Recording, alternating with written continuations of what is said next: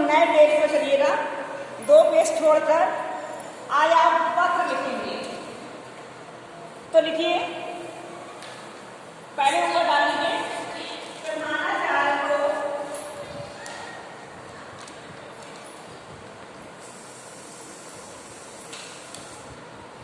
प्रधानाचार्य को छात्रवृत्ति के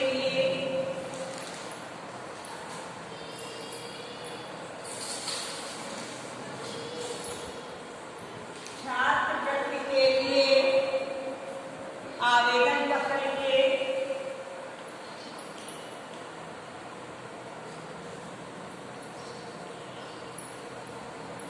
ये ब्लैक पेन लिखिएगा, आवेदन पत्र लिखिए और उसमें अपने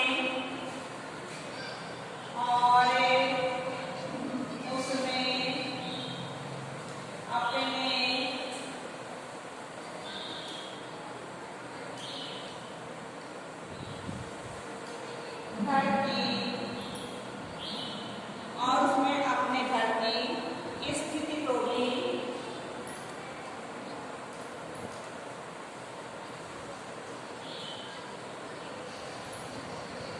स्पष्ट कीजिए।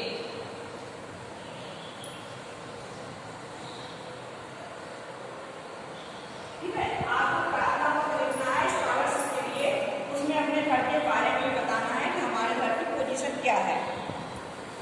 आप साइड से डालेंगे, सेवा में एक लाइन छोड़कर लिखेंगे, सेवा में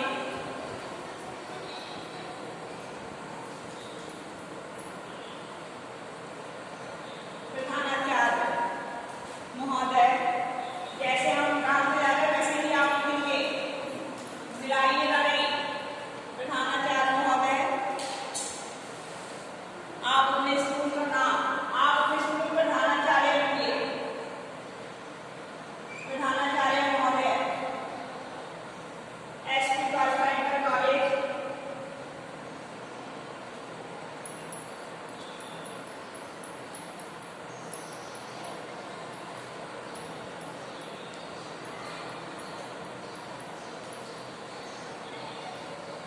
एसपी बालिका इंटर कॉलेज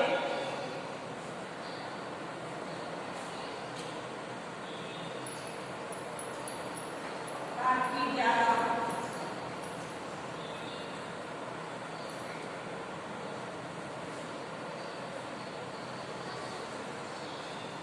अब इसमें नीचे लिखिए,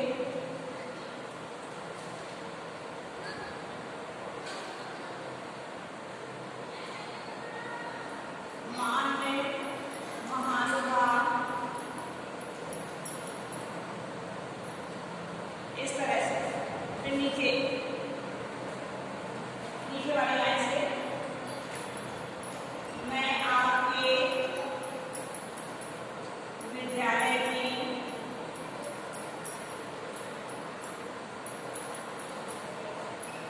कक्षा 9 की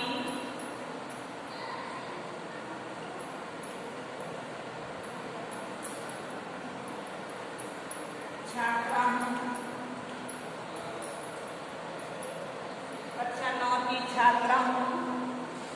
मैं एक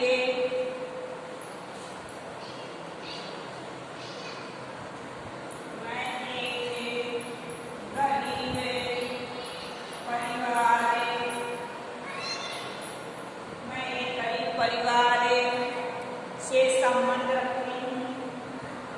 गरीब परिवार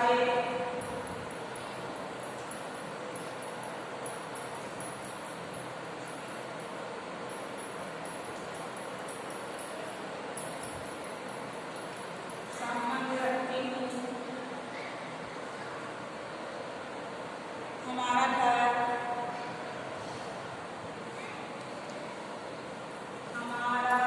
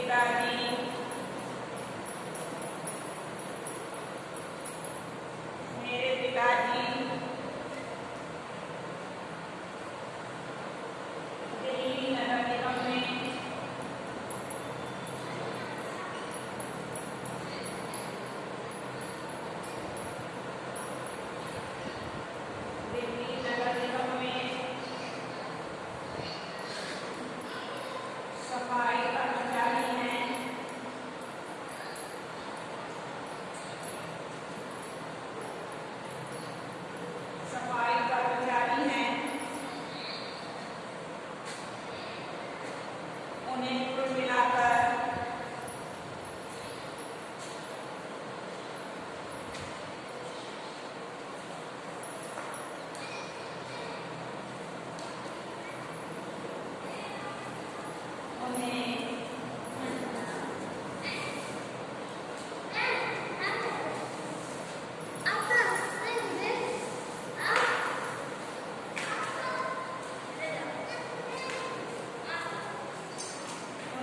मिलाकर 7,000 रुपये मासिक वेतन मिलता है। मासिक वेतन मिलता है।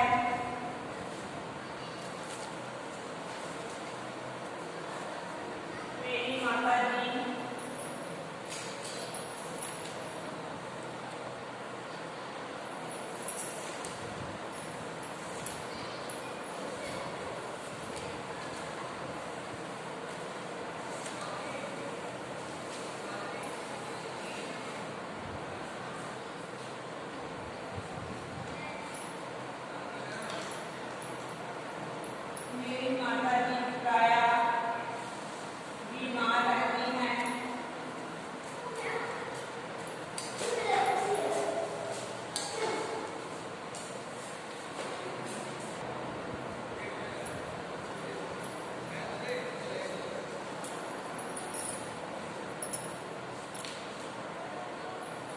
और कोई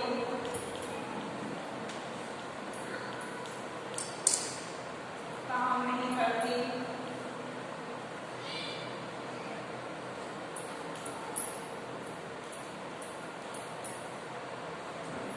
और कोई काम नहीं करती। घर में और कोई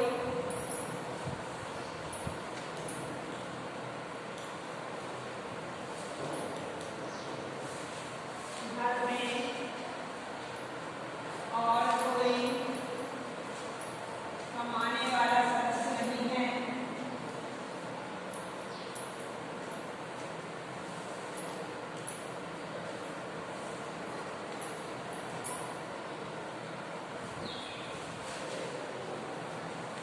घर में और कोई कमाने वाला सदस्य नहीं है।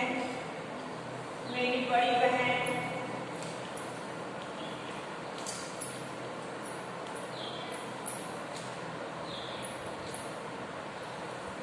बड़ी बहन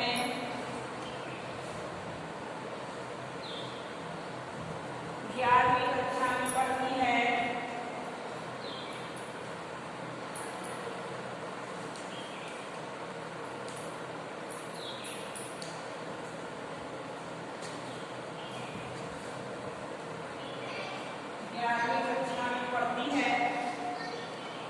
तथा मेरा एक छोटा भाई भी है।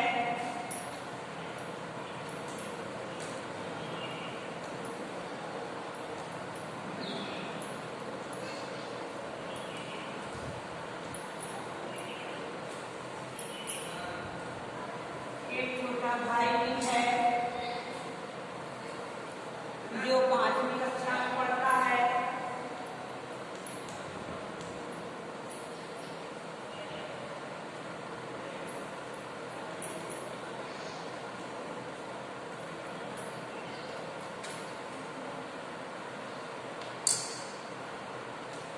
जो 5वीं कक्षा में पढ़ता है। अब पैराग्राफ के नीचे लिख दीजिए। आपने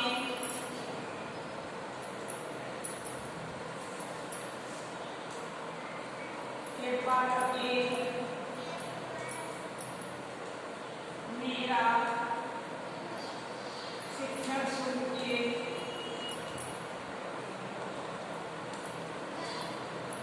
माफ कर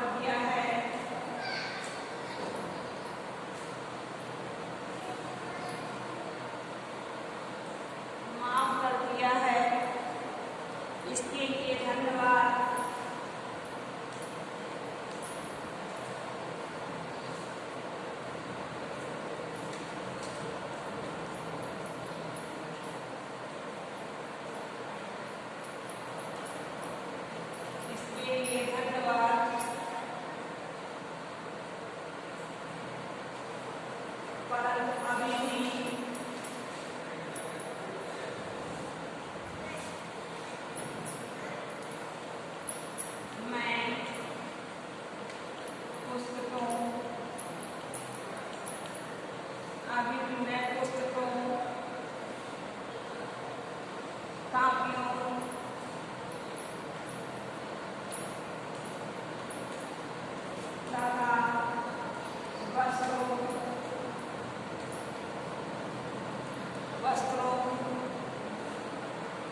तो खरीदने के लिए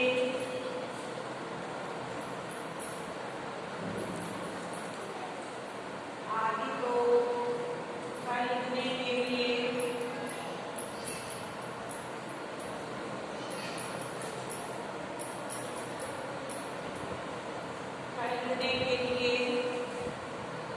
अपने को असमर्थ पाती हूँ।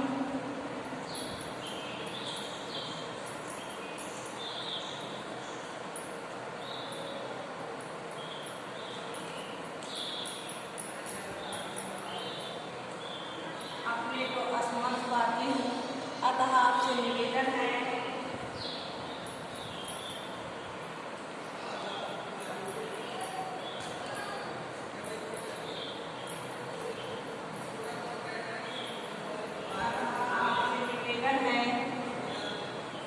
कृपया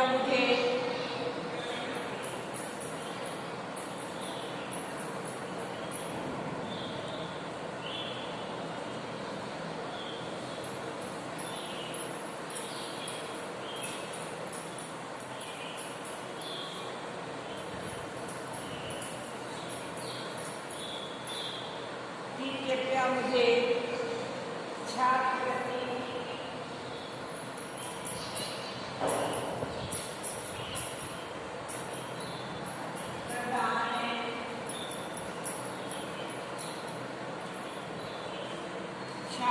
प्रदान करके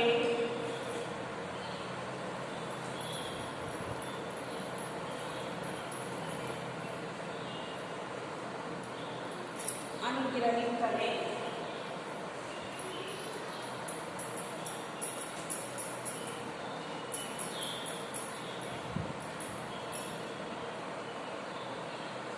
यहाँ पे साइड से आप जो है ये डालेंगे।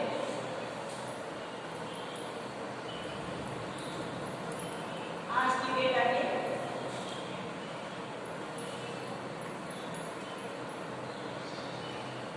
ये सीधे सीधे डालेंगे जैसे कि आप साइड से डालते आपकी आज्ञाकारी शिष्या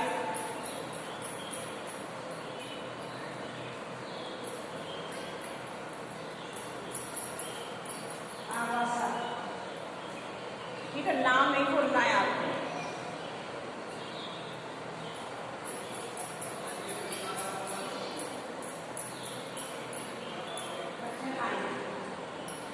इस तरह से लिखना आप अपना नाम नहीं डालेंगे और पेपर जब देने जाएंगी तो वहाँ पर जो तारीख में आप पेपर देंगी उसी तारीख में आप मुझे शो करना है। आज की तारीख में वहाँ किसी का एग्जाम है आपको। अब आप दूसरी एप्लीकेशन लिखिए। फीस माफ करने के लिए प्रधानाचार्य को प्रार्थना करें।